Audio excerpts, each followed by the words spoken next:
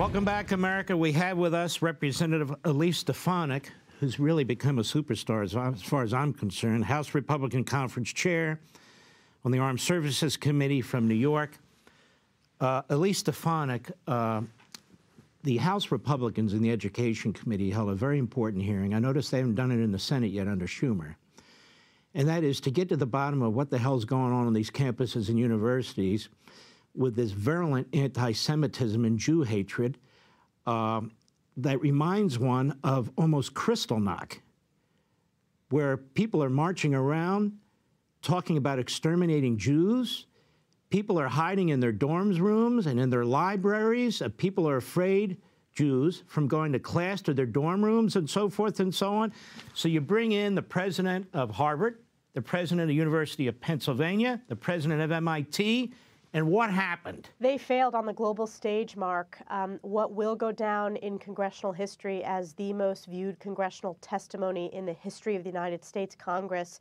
3 university presidents could not answer correctly the question, does calling for the genocide of Jews violate their university's code of conduct when it comes to bullying and harassment? I asked the question in such a way that it would and should have been an easy yes, but not a single university president answered it correctly. Instead, their answers dehumanized the Jewish people. The answers reeked of anti-Semitism. The answers even went so far as to say, well, it has to move to conduct or action. And I followed up with, you mean the act of committing genocide? So the world saw over 1 billion views of that heinous testimony. And the only option, Mark, is not only for those 3 university presidents to be fired because they don't deserve the dignity of resignation, but we need to have, and we launched a thorough congressional investigation of not only those universities, but others as well that have allowed anti-Semitism to run rampant on these college campuses. And we have example after example of threats of violence, of people being scared and so forth and so on. You know, Elise Stefanik, you're not Jewish. You're what I call a righteous Gentile. And in this context, I ask you this question. If it wasn't Jewish students, if it was some other minority group, do you believe the president of Harvard, who you questioned and who was outrageous, do you believe she would have sat there and said, we need acts, it depends on the context, this, that, and the other? Do you believe that's how Harvard and the University of Pennsylvania and MIT would conduct themselves under different circumstances? There is no question, Mark, that had any other group, any other minority group be put in that question, they would have answered it very differently without any hesitation. They would have said, yes, of course it violates the code of conduct when it comes to bullying and harassment. And that itself is telling. Again, it's the double standard. It's the dehumanization of the Jewish people.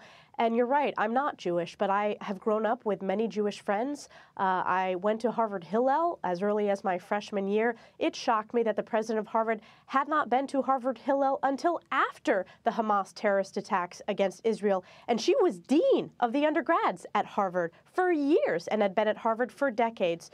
So this anti-Semitism is inexcusable, but it needs to be rooted out at its core in these ivory towers. It has poisoned the ivory towers and higher education broadly.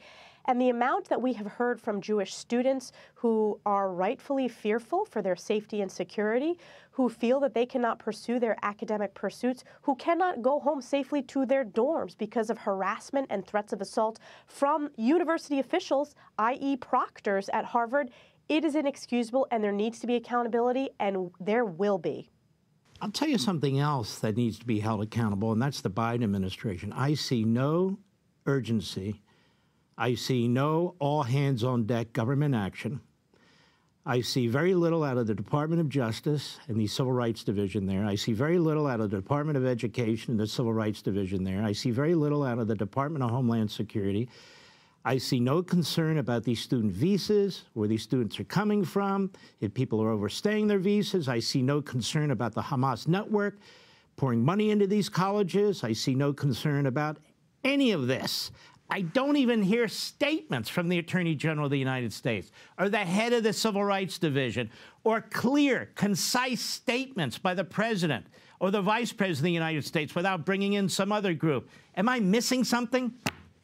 No, you're not missing anything, Mark. There is a fundamental vacuum of leadership on the left, and of course, Joe Biden himself should speak out and condemn and demand for the firing of these 3 university presidents. But the White House should also go a step further and support investigations, and ultimately, there needs to be prosecution against again, this illegal targeting of Jewish students that is happening on these college campuses who are funded with federal funds. Federal funds are pouring into these universities, which we're going to defund higher ed institutions if they allow anti-Semitism to promulgate. But this congressional investigation, which was announced by the Republican chairwoman this past week at my urging, we're not going to hesitate to subpoena communications, documents, all aspects of how these schools and others have mismanaged this crisis that has been growing for years. Hey, Sean Hannity here. Hey, click here to subscribe to Fox News YouTube page and catch our hottest interviews and most compelling analysis. You will not get it anywhere else.